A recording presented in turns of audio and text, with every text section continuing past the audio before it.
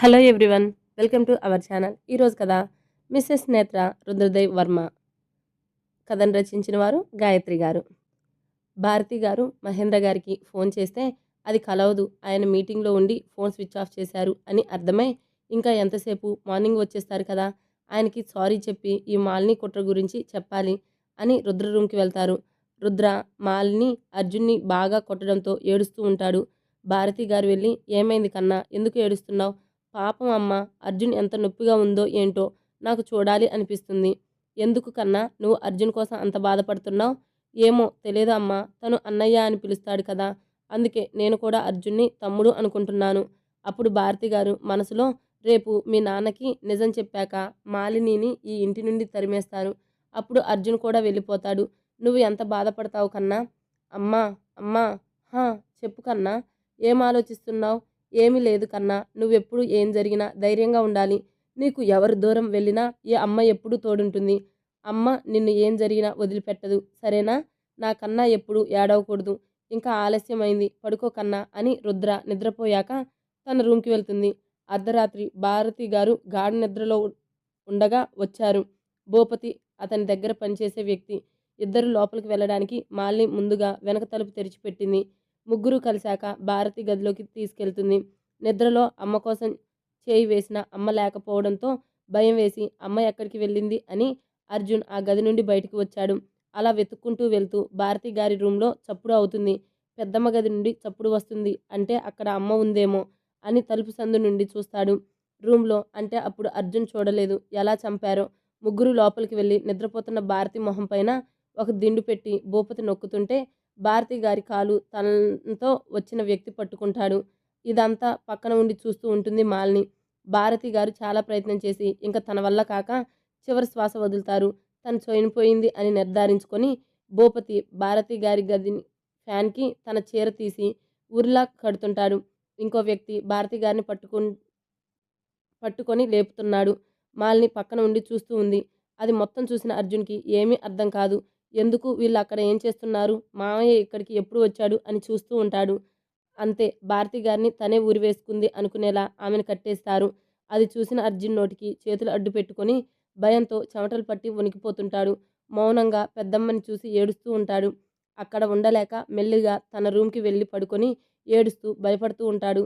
బాగా భయపడడం వల్ల ఒళ్ళు విపరీతంగా కాలిపోతూ స్పృహ తప్పి పడుకుంటాడు. తెల్లవారితే అందరూ ఏడుస్తూ భారతి గారు భర్త చేసిన పనికి తట్టుకోలేక చనిపోయారు అని అందరూ అనుకుని ఏడుస్తూ ఉంటారు. అర్జున్ 2 రోజులు జ్వరం ఎక్కువయ్యి 2 రోజుల్లో హాస్పిటల్లో అడ్మిట్ అయి ఉంటాడు. కళ్ళు తెరిచిన అర్జున్కి తన తల్లి కనబడేసరికి భయపడిపోతాడు.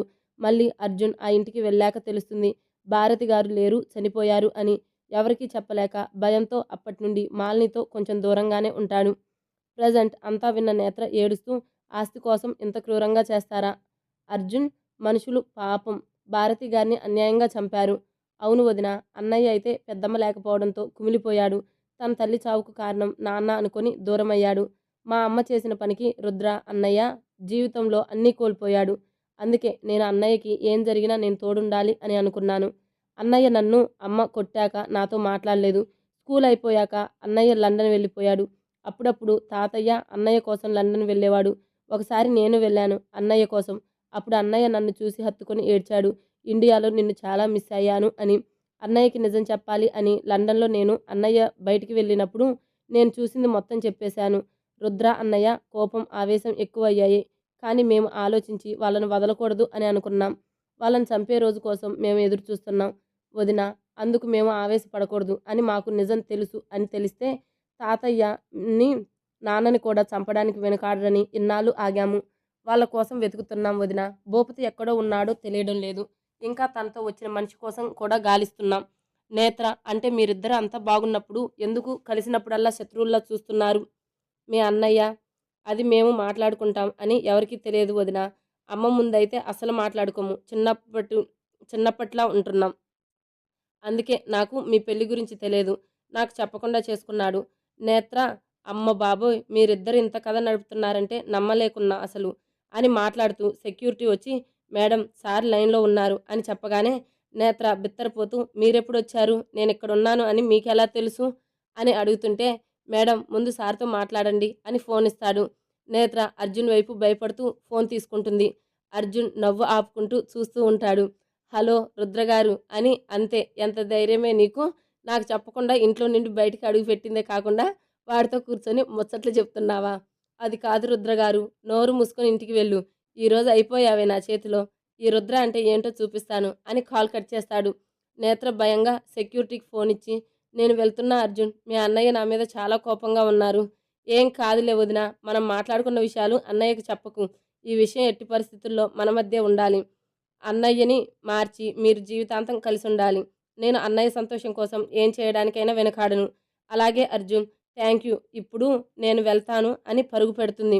రుద్ర అర్జున్కి కాల్ చేసి, ఏంట్రా నేత్రతో మాటలు? హాహా, ఏం లేదు అన్నయ్య, నువ్వు నాకు చెప్పకుండా పెళ్లి చేసుకున్నావు. తనెవరో ఏంటో తెలుసుకుందామని. అంత వద్దురా, చేసింది చాలు, ఆఫీస్కి రా, నీ పని చెప్తా. నీకెన్నిసార్లు చెప్పా ఇండియాలో మనం మాట్లాడుకోకూడదు అని. అయినా ఏంట్రా నీ లొల్లి? ఇంటికి వచ్చిన నేత్ర టెన్షన్ పడుతూ భయపడుతూ వస్తుంటే శాంతమ్మ ఎదురు వచ్చి, వచ్చావా నేత్రమ్మ? వెళ్ళి త్వరగా స్నానం చేసి రుద్రబాబు వచ్చే సమయానికి అందంగా రెడీ అవ్వు. ఎందుకు శాంతమ్మ గారు, బయటికి ఎక్కడికైనా వెళ్ళాలా? అయ్యో తల్లి, ఇంకా నీకు అర్థం కాలేదా? ఇన్ని రోజులు రుద్రబాబు చేయి బాగోక మీకు ఎడబాటు వచ్చింది. ఇప్పుడు రుద్రబాబు కోలుకున్నాడు కనుక అని చెప్పడం ఆపి నవ్వుతూ, ఇంక నేను చెప్పలేనమ్మా, మీకు తెలియదా ఏంటి? తల వంచుకొని కిందకి చూస్తుంది. నా బతుక్కి ఇప్పుడు అదొక్కటే తక్కువైంది. ఈవిడేమో అందంగా రెడీ అవ్వు అంటారు, ఆయన గారేమో గేట్ దగ్గర నిలబడు తెలుస్తుంది అంటాడు. ఛా, ఏంటే నేత్ర, నీ జీవితం ఇలా బంతిలా అయింది. ఎవరికి నచ్చినట్టు వాళ్ళు ఆడుకుంటున్నారు. నేత్రమ్మ, త్వరగా వెళ్ళు, నేను వెళ్ళి మన గార్డెన్లో పూలు కోసుకొని వస్తాను అని వెళ్ళిపోతుంది. ఓ గాడ్, అసలే నా మీద కోపంతో వచ్చి నన్ను ఏం చేస్తాడా అని నేను భయపడుతుంటే ఈ శాంతమ్మ ఆ మాన్స్టర్ చేతిలో నన్ను చంపేలా చేస్తుంది అని కోపంగా రూమ్లోకి వెళ్ళి స్నానం చేసి రుద్ర తెప్పించిన శారీలో నుండి బ్లూ కలర్ శారీ తీసి కట్టుకొని రెడీ అయ్యి, దేవుడా, ఎందుకయ్యా నన్ను ఇంత ఎర్లీగా చచ్చేలా చేస్తున్నావు? నేనేం చేశానని ఇంత త్వరగా చనిపోతున్నా అని, అది కూడా ఇంత అందంగా రెడీ అయ్యి చావాలా అంటుండగా, నేత్రమ్మ, ఇదిగో పూలు, ఇదిగో భోజనం కూడా ఇక్కడికే తెచ్చిపెట్టాను, సంతోషంగా ఉండండి అని నవ్వుతూ వెళ్ళిపోతుంది.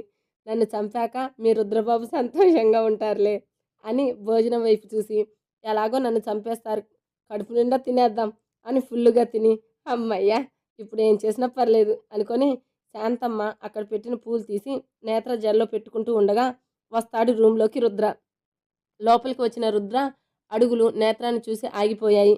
అలా చూస్తూ నోటి నుండి గాలి వదిలి, ఉఫ్, ఇది ఇలా రెడీ అయ్యి నన్ను చంపేసేలా ఉంది అని ముందుకు వస్తాడు. అడుగుల చప్పుడుకి వెనక్కి తిరిగిన నేత్ర రుద్రాన్ని చూస్తూ భయపడి తల దించుకొని ఉంటే, రుద్ర మాత్రం నేత్రని కన్ను ఆర్పకుండా పైనుండి కింద వరకు మొత్తం స్కాన్ చేస్తున్నాడు తన కళ్ళతో. నుదిటిన కుంకుమ, దాని కింద ఎర్రటి బొట్టు, కళ్ళకు కాటుక, లిప్స్టిక్, అవసరం లేని ఎర్రని పెదాలు, మెడలో తను కట్టిన పసుపు తాడు ఒక్కటే ఉన్నా కూడా అదే ఆమెకు అందాన్ని పెంచిందా అన్నట్టు ఉంది. ఇంక కిందకి చూస్తే ఇప్పుడే తన చేతులతో దాన్ని బంధించాలి అన్నట్టు ఉన్న ఆ నడుమును చూసి రుద్ర నుదుటిని రుద్దుకుంటూ అలా చూస్తూ ఉన్నాడు. నేత్ర, ఏంటి ఇంతసేపు అయినా ఇంకా నన్ను అరవడం లేదు అని తల పైకెత్తి చూసి, నేనేం చేయలేదు, శాంతమ్మ ఇలా రెడీ అవ్వమన్నారు అని భయపడుతూ చెప్తుంది. రుద్ర మాట్లాడాలని నోరు తెరిచేలోపు డోర్ చప్పుడు అవుతుంది. నేత్ర వెళ్ళి డోర్ తీయగా, రుద్రబాబు అని వచ్చింది శాంతమ్మ. ఏంటి శాంతమ్మ? అది బాబు, మీకు పెళ్లి జరిగి 16 రోజులు పండగ జరగలేదు, మీకు చెయ్యి బాగాలేదని నేను చెప్పలేదు. ఇప్పుడు మీకు బాగైంది కదా బాబు, రేపు జరిపిద్దాం అనుకుంటున్నాం, మీరేమంటారు? రుద్ర నేత్ర వైపు చూసి, అదేంటో నాకు తెలియదు శాంతమ్మ, కానీ మీరు జరిపించాలంటే చేయించండి, నో ప్రాబ్లం అని చెప్పగానే అలాగే బాబు అని వెళ్ళిపోతుంది. రుద్ర నేత్ర వైపు అడుగులు వేసి ముందుకు వెళ్ళి నేత్ర చేయి పట్టుకుని తన మీదకి లాక్కున్నాడు. నేత్ర కోపంగా కళ్ళు పెద్దవి చేసి, ఏం చేస్తున్నారు మీరు, వదలండి అని గింజుకుంటుంటే తన మెడ మీద తలపెట్టి శాంతమ్మ చూస్తుంది. కాసేపు ఇలాగే ఉండు అని కోపంగా గొనుగుతాడు. నేత్రకి విషయం అర్థమయ్యి హిహి అని రుద్ర వైపు వచ్చి రాణి నవ్వు నవ్వుతుంది. రుద్ర తనని ఇంకా దగ్గరికి తీసుకొని తన మెడలో పూలవాసన పీలుస్తూ మైమర్చిపోతుంటాడు. నేత్రకి అనువనువు తన శరీరం రుద్ర శరీరంతో తగిలేసరికి తన ఒళ్ళు వణుకుతూ ఉంటుంది. నేత్ర శరీరంలో మార్పులు గమనించిన రుద్రకి చిన్నగా నవ్వు వస్తుంటుంది. ఇంకా తన అనుమానం తీరిపోయి ఇద్దరు సంతోషంగా ఉన్నారు అనుకుని సిగ్గుపడుతూ వెళ్ళిపోతుంది శాంతమ్మ. తను వెళ్ళిపోయింది అని ఓరకంటితో చూసిన రుద్ర నేత్రాన్ని దూరం జరిపి టవల్ తీసుకొని వాష్రూంలోకి వెళ్ళిపోతాడు. నేత్ర అలాగే నిలబడి తన స్పృహలోకి వచ్చి చూస్తే ఎవరూ ఉండరు. ఇది నిజమా లేక నేను కలగన్నానా? రుద్ర బయటికి వచ్చి ఇంకా అలానే నిలబడి ఉన్న నేత్రాని, ఏంటి ఇంకా అలానే ఉన్నావు? అలా వదిలేసినందుకు బాధపడుతున్నావా? అదేం లేదు. మీరు కొంచెం దూరంగా ఉండండి నాకు ఇబ్బందిగా ఉంది. అవును. నాకు నిన్ను గట్టిగా పట్టుకొని నీ పెదవులను ముద్దు పెట్టుకోవాలి అనిపిస్తుందా ఏంటి? నాకు కూడా ఇబ్బందిగానే ఉంది. కానీ ఏం చెయ్యను? శాంతమ్మ మనం ఎలా ఉన్నామా అని డౌట్ వచ్చినట్టుంది. అది సరే ఇప్పుడు అసలు విషయానికి రా. నా పర్మిషన్ లేకుండా ఇల్లు ఎందుకు దాటావు? అది, అది, అది అంటుండగా అయినా వాడితో ఏంటి నీ మాటలు? నేను చెప్పానా నీకు? ఆ ఇంటి వాళ్ళతో మాట్లాడకు అని నా మాటంటే లెక్కలేదా నీకు? అందుకే నీకు పనిష్మెంట్ ఇవ్వాలి అని నేత్రాన్ని లాక్కుని వెళ్ళి బాల్కనీలో వదిలి ఈరోజు రాత్రి ఇక్కడే పడుకో అని డోర్ వేసేస్తుంటాడు. అయ్యయ్యో ఇక్కడ చలిగా ఉందండి, పోనీ ఒక చాప దిండు దుప్పటి ఇవ్వండి, ఇక్కడే పడుకుంటాను.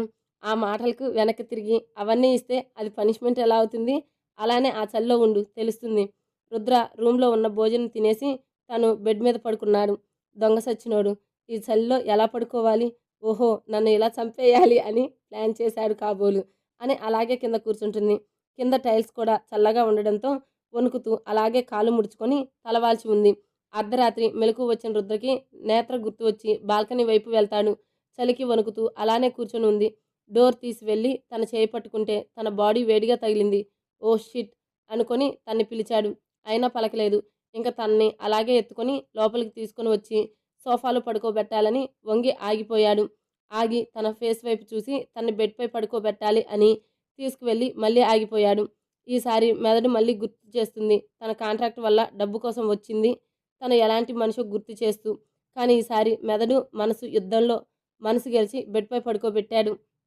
ఎప్పుడు మెదడు గెలిచి తన్ని అరిచి బాధ పెట్టేవాడు. కానీ ఈసారి మనసు గెలిచింది. తన స్పర్శ కావాలి అంటుంది. నేత్ర పక్కన పడుకొని తనకి బెడ్షీట్ తల వరకు కప్పాడు. చలికి వణుకుతూ ఇటు తిరిగిన నేత్రకి రుద్ర స్పర్శ తగలగానే దగ్గరికి జరిగి రుద్రాన్ని గట్టిగా పట్టుకొని తన గుండెల మీద తలపెట్టి పెట్టింది నిద్రలో. రుద్రకి ఊపిరి గట్టిగా వదిలి తీసుకుంటున్నాడు. నేత్ర బాడీ తనకి తగులుతుంటే కంట్రోల్ చేసుకోలేకపోతున్నాడు. తనకి తెలియకుండానే ఒక చేయి తన నడుము మీదకి పోనించి ఇంకో చేత్తో చుట్టుకున్నాడు తన్ని దగ్గరికి తీసుకుంటూ. ఇవేమీ తెలియని నేత్ర వెచ్చగా ఉండడంతో గాఢ నిద్రలోకి వెళ్ళిపోయింది. నేత్ర నుదుటిన అంటి అంటనట్టు ముద్దు పెట్టి, అనుకోకుండా వచ్చావు నా జీవితంలోకి. నిన్ను చూసిన మొదటిసారే నాలో ఎప్పుడూ లేని ఒక ఫీలింగ్ మొదలైంది. నేను ఎంత వద్దు అనుకున్నా నీ గురించి ఆలోచించేలా చేసేశావు నన్ను. నాకు తెలియకుండానే నిన్ను ఇష్టపడుతూ వచ్చాను. నేనెక్కడ నిన్ను ఇష్టపడతానేమో అని నీపై ఇష్టం కలిగినప్పుడల్లా నిన్ను కోప్పడతాను, తిట్టాను. ఏ అమ్మాయి భరించలేని మాటలన్నాను. కానీ నువ్వు అని నేత్ర మెడలో తాళి తీసి చేతిలో పట్టుకొని ఇది కట్టాను అని ఒకే ఒక్క కారణంతో నా మాటలు భరించావు. నువ్వు డబ్బులు తీసుకున్నా, నువ్వు నా కోసం చేసినవన్నీ కూడా నీలో నాపై ప్రేమ కనిపించింది. ఇప్పుడిప్పుడే అర్థమవుతుంది నువ్వు లేకుండా నేనింక ఉండలేను అని. త్వరగా ఈ విషయం నీకు చెప్పి కాంట్రాక్ట్ చింపేసి మళ్ళీ నిన్ను పెళ్లి చేసుకోవాలి అని ఉంది. నా భార్యగా జీవితాంతం ఉంచుకోవాలి అని ఉంది. కానీ నువ్వు ఏ నిర్ణయం తీసుకుంటావో తెలియట్లేదు. ఐ లవ్ యూ నేత్ర అని నుదుటిన ముద్దు పెట్టి చెప్పి తన తలకి రుద్ర తల ఆనించి కళ్ళు మూసుకొని నిద్రపోతాడు. మరుసటి రోజు ఉదయం ముందుగా మెలకువ వచ్చిన నేత్రకి తనని ఎవరో గట్టిగా బంధించారు అని తెలిసి కళ్ళు తెరిచి చూస్తే తను రుద్ర గుండెల మీద పడుకొని ఉంది. అంతే వెంటనే లేచి కూర్చుంది నేత్ర. అలా లేవడంతో మెలకువ వచ్చిన రుద్ర కళ్ళు తెరిచి చూస్తే నేత్ర తన బట్టలు రుద్ర బట్టలు చూసుకొని హమ్మయ్య అని గుండెల మీద చేతులు పెట్టుకొని ఊపిరి తీసుకొని పక్కకు చూస్తే నేత్రాన్ని చూసి ఏంటి అన్నట్టు రుద్ర కళ్ళు ఎగరేస్తాడు. దానికి కళ్ళు పెద్దవి చేసి గుటకలు మింగి నేను నేను ఇక్కడికి ఎలా వచ్చాను? నేనే తీసుకొచ్చాను. చల్లో వణుకుతూ ఉన్నావు. పిలిచినా పలకలేదు. అందుకే ఎత్తుకొని ఇక్కడ పడుకోబెట్టా. ఇక్కడెందుకు? ఆ సోఫాలో పడుకోబెట్టొచ్చు కదా. నువ్వు నా భార్యవి. ఎక్కడన్నా పడుకోబెట్టే అర్హత నాకుంది. నేత్ర కోపంగా చూస్తూ నన్నన్ని మాటలని ఇప్పుడు భార్య అంట భార్య. ఇప్పుడు గుర్తించానా ఈయన గారికి అని గొనుక్కుంటూ పైకి లేవడానికి లేస్తుంది. తన పైట కొంగు రుద్ర కింద ఉండడంతో పైట పిన్ని ఊడి పైట జారిపోతుంది. రుద్ర ఇంటెన్స్గా చూస్తుంటాడు నేత్ర అందాల వైపు. ఒక చేతితో అడ్డు పెట్టుకొని ఇంకో చేత్తో తన పైట లాక్కొని సరిచేసుకొని రుద్ర వైపు చూస్తే తన్నే చూస్తుంటే కోపం వచ్చి ఏంటండి అలా చూస్తున్నారు? మీకు కొంచెం కూడా మేనర్స్ లేదా అలా చూడ్డానికి? హే ఏంటే ఎక్కువ మాట్లాడుతున్నావు? నిన్నిలా కాదు, నీ ఒంటి మీద అస్సలు బట్టలు లేకుండా కూడా చూసే హక్కు నాకుంది. మర్చిపోయావా? అంతే దానికి పళ్ళు కొరుక్కుంటూ వాష్రూంలోకి వెళ్ళిపోతుంది. రుద్ర నవ్వుకుంటూ బాల్కనీలోకి వెళ్ళి నించుంటాడు. మార్క్ నుండి కాల్ వస్తుంది. లిఫ్ట్ చేసి చెప్పు మార్క్, పని ఎంతవరకు వచ్చింది? ఆ భూపత్తో ఉన్న వ్యక్తి ముంబైలో ఉన్నట్టు తెలిసింది సార్. గుడ్. రేపు వాడు నా ముందు ఉండాలి. అలాగే సార్. నేను ఆల్రెడీ ముంబైకి స్టార్ట్ అయ్యాను సార్. ఓకే మార్క్ అని ఫోన్ పెట్టేసి జిమ్ రూమ్‌లోకి వెళ్ళిపోతాడు. ఫ్రెష్ అయ్యి కిందకి వెళ్ళిన నేత్రతో త్వరగా రెడీ అవ్వండమ్మా. పంతులు గారు వచ్చే టైం అయింది. ఇదిగోండి ఇవి మహేంద్ర గారు పంపారు. భారతి గారి చీర, ఇంకా నగలు. మిమ్మల్ని ఇవి వేసుకోమన్నారు. రుద్రబాబుకి కూడా బట్టలు పంపించారు. అదేంటి శాంతమ్మ గారు, మామయ్య బట్టలు పంపించడం ఎందుకు? వాళ్ళు రావట్లేదా? లేదమ్మా, రుద్రబాబుకి వాళ్ళు రావడం ఇష్టం ఉండదు. అందుకే మీకు బట్టలు పంపించారు. అలాగే అని రూమ్‌కి వచ్చి రుద్ర బట్టలు బెడ్ పైన పెట్టి తను స్నానం చేసి భారతి గారి చీర, నగలు వేసుకొని రెడీ అవుతుంది. వాష్‌రూమ్ నుండి వచ్చి ఆ చీర తన చేతిలోకి తీసుకోగానే తెలియని భారతి గారి స్పర్శ తనకి తాకినట్టు అనిపించి ఆ చీరను చూసి మీ ఆశీర్వాదం మాకెప్పుడూ ఉండాలి అత్తయ్య గారు అని చీర కట్టుకొని రెడీ అవుతుంది. జిమ్ నుండి వచ్చిన రుద్ర డోర్ దగ్గరే ఆగిపోతాడు. నేత్రాన్ని చూసి తన ఫోన్ తీసి దూరం నుండి నేత్ర ఫోటోలు తీసి ఫోన్ పాకెట్లో పెట్టుకొని నేత్ర ముందుకు వెళ్తాడు.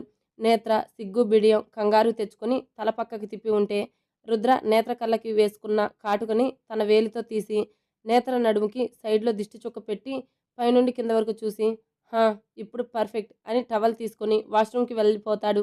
రుద్ర చర్యకు బిగుసుకుపోయిన నేత్ర వాష్రూమ్ వైపు చూసి ఏమైంది ఈరోజు ఈయనకు నాకు ఎలా చెమటలు పట్టిస్తున్నాడు, ఏమో ఎప్పుడెలా ఉంటాడో తెలియదు, అప్పుడే కోపం అప్పుడే ప్రేమ, ఏంటో ఈ మనిషి అని కిందకి వెళ్తుంది. నేత్రాన్ని చూసి శాంతమ్మ ఎంత అందంగా ఉన్నావు అమ్మా, నా దిష్టి తగిలేటట్టు ఉంది అని చేతితో దిష్టి తీస్తుంది. అక్కడ మధు కూడా ఉండడంతో మధుని పలకరించి నించుంటుంది. పూజారి అమ్మ రుద్రగారిని పిలిస్తే పూజ మొదలు పెడదాం అని అంటుండగా మెట్లు దిగి వస్తుంటాడు రుద్ర. తలపైకి ఎత్తిన నేత్ర అలా చూస్తూ ఉండిపోయి అస్సలు అది రుద్రగారేనా ఇంత బాగున్నారు, ఎప్పుడూ సూట్లో చూడడమే కానీ ఇలా ఎప్పుడూ చూడలేదు అని నోరు తెరుచుకొని ఉంటే రుద్ర నేత్ర పక్కన నిలబడి నేత్రకి వినపడేటట్టు నేను అందంగా ఉంటానని నాకు తెలుసు, మరి అలా నోరు తెరుచుకోకు ఈగలు పోతాయి. దెబ్బకి నోరు మూసి అందరినీ చూస్తుంది గుటకలు మింగుతూ. రుద్ర సైడ్ స్మైల్ చేస్తూ నేత్రాన్ని గమనిస్తూ ఉంటాడు.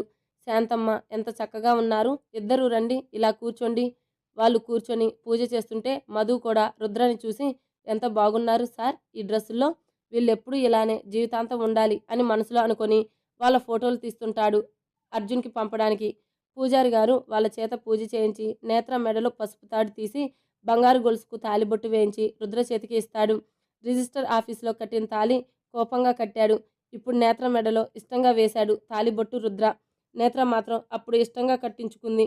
ఇప్పుడు కాంట్రాక్ట్ అని తెలియక కానీ ఇప్పుడు ఈ బంధం ఎప్పుడు విడిపోతుందో అని భయపడుతూ కట్టించుకుంది.